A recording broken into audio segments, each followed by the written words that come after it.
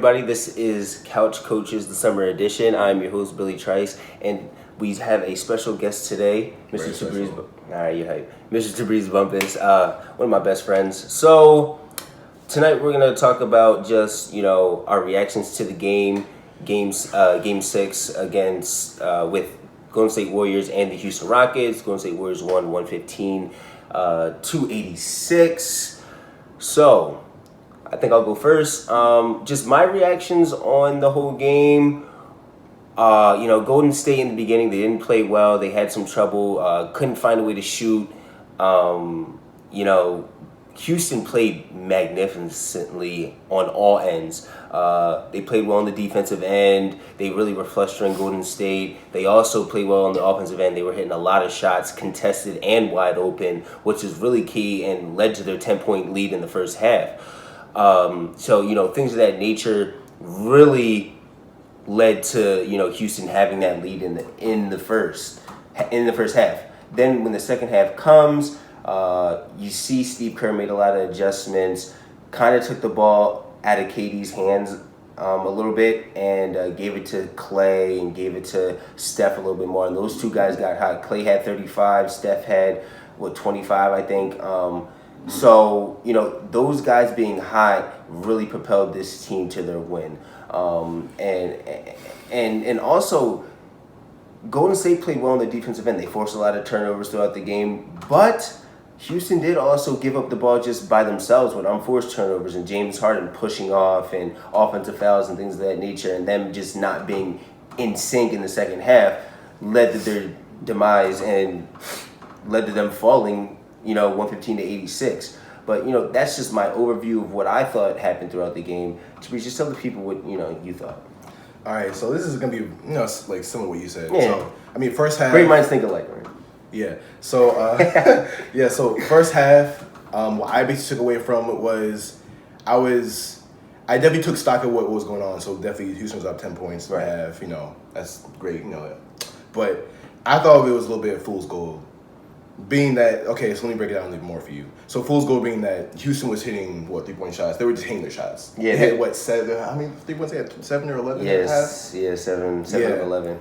And Golden State, their offense was basically deferring to Kevin Durant the entire time. And Kevin Durant was, I think, 3 for 11, 7 of 8 from the free throw line. He first half he didn't play well. 13 points? Yeah, 13 points. I feel like that's the reason why. Steph had 12 or 13. He didn't have a lot of shots. Yeah, true. I feel like the reason they were up at half because they were hitting their shots and Kevin Durant was not delivering for Golden State. That's literally what happened because they had the same problems. We're not hitting the boards. They were turning the ball over, taking dumb shots, but they were making them. Mm-hmm. And then Golden State was just going towards Kevin Durant, slowing the game up too, not playing their pace. Well, yeah, and definitely another key to why Golden State won. They won the rebounding battle. 21 to 12. Sorry, my fault. 47 to 38.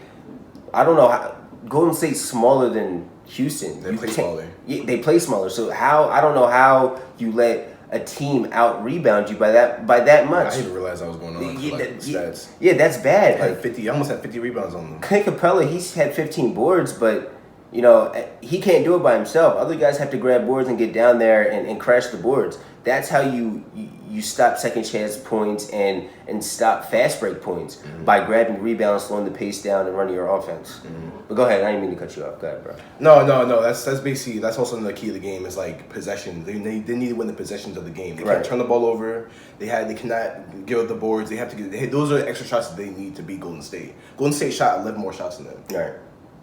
That's all I can say. And they made 10 more shots than them. If you cut that down, it's a close game. Yeah, true. And if you make a couple free throws, like Aaron Gordon made those free throws at the third quarter, it's a close game. That is true. Yeah. But I feel like you can attribute to like the second half performance of the Rockets to fatigue. The first half they were making the shots. They were fresh. Yeah. When you're not fresh, what do? Shots come short. You make dumb plays. Mm-hmm. You don't play defense. You start shooting the ball more than you driving the ball. Exactly. That's exactly what they fell into. Settling for shots, bad shots. Falling for fool's gold. That's why I was saying the first half was fool's gold, low key for the Houston Rockets. I was a little scared for Golden State. I wasn't sold on the guy. I told you the third quarter was gonna win the game. You definitely did say that. You definitely did say that. And I win the third quarter with Golden State. I was a little scared. I was like, "Ooh, they're hitting a lot of shots. If they can sustain this, it might be bad." Nah. I didn't know if they could or if not. they can sustain it. That's Right. the thing. Facts. And also, what they're missing was Chris Paul, who has been typically closing these second halves. The last 2 games they won, he dropped, what was it, 20 points in the second half? 22 and the 23? Yeah. That's a lot of offense you got to make up for. Yeah. If you're tired, you're just going to, he's not going to make But it. that's a lot to put on Chris Paul. Granted, he can handle it, but somebody else has to step up. You know you don't have. You know who they that knew is? they didn't have Chris. Who's that going to be? It's going to be James Harden. Well, He did not step up in the second half, in my opinion. James He has did- struggled this whole series, though. If we're going to be completely honest, he hasn't shot the In ball the second well. half. In the second half. The first half, he's been playing fairly well. Not This really. first half he had 22 points. No, yeah, this first half he The played first well. half before he had 20-some points the first half too. Yeah, but Wasn't the closing he's taking a lot of shots, though. We're looking at his points, yes, but he's also taking a lot of shots. No, so- but he missed 1 free throw. He missed like No, three- this a couple game, shots. yes, he did play well in the first half. I see. He's But for the most part, Volume throughout this, scoring. yeah, exactly. He's been Gotcha. shooting a lot, and that's why he's been getting those points. But he hasn't really been playing efficiently. Yeah. You know what I mean? So James Harden has to find a way to get back on track, to get back to the MVP playing the way he was playing during the season and in the last few playoff series. He's got to get back to being that guy, and I don't know what it is. I don't know if it's Clay being that good of an on-ball defender or if it's the Warriors just getting in his head, but he has to figure something out and very quick because if he doesn't, they're going to lose Game 7. Yeah, James. That's just a fact. But speaking of Game 7, let's foreshadow into a little bit. What do we think is going to happen in Game 7? What are your predictions? Who do you think is going to win? Who's somebody we should be watching for Game 7? Well, let's just make a disclaimer. I feel like what's very important about Game 7 is if Chris Paul doesn't play and with what capacity he can play for you. The Houston sure. Rockets. Let's just say that off front. Mm-hmm. I feel like Chris Paul has got to play Game 7 to the caliber or somewhat caliber he's been playing this entire series. He's got to give him something. Yeah. I just don't know because the hamstring, those hamstrings are tricky, man. Yeah. And it's not like a knee where you kind Can of play through it or ankle can Yeah, play through it or like yeah. Yeah. This is like the main thing that lets you run and It's very twitch and jumping. It's a fast pace. and that can also affect your shot. You can't also elevate as you normally would. So everything is affected when shooting. So your legs, where your arms are at, your feet, Defense. everything is relevant when talking about shooting and scoring and playing the game. So if your hamstring isn't right and it's kind of off a little bit, you might not get that same release that he always gets, and you might not be able to score. So it's gonna be interesting to see. But I'm not gonna put it past Chris Paul to play hurt through. Oh, no. Because he's done it before. Oh yeah, facts. Right, like I remember a couple years ago, was it like 2016? Right, against the Spurs. Against the Spurs was second round. It was the first round. Actually. First round. He was exact same situation. Game 7, hobbled on the hamstring or a leg injury of some very similar sort. Mm-hmm. Played well that game. And I specifically remember he hit the series winning shot. I do remember that. Right over Tim Duncan, off one leg. Put it up. But I think if I'm not mistaken, it might have been an ankle, and those are kind of easier to play. I'm just saying he's played through. Oh yeah, and played well. Yeah, Chris in Paul's big definitely a games tough before. guy. He's a tough And guy. He's this not. is- It's gonna be hard to keep him out of this game. Exactly. This is his first conference finals. He's gonna let this go. But definitely. He's definitely gonna play his game. But here's the thing. D'Antoni has to make the decision of whether him being on the floor is hurting the team, or is it A benefit. Because if I'm Golden State, I'm going after Chris. I want to see how much pain he can take, how healed up that hamstring is, and how that hamstring is really feeling. And I'm gonna go right at him, and I'm gonna make him drive, and I'm gonna make him go past me and use that hamstring as much as possible. I'm not letting Chris Paul shoot. I'm gonna make him put that ball on the floor. I'm gonna make him drive past me. I'm gonna make him use that hamstring as much as possible, because it's a liability. He's a liability right now. If I'm going to say I'm on Golden State and I'm looking at him, he's a liability in my eyes, and I'm going after him and I'm attacking him. That's what you have to do.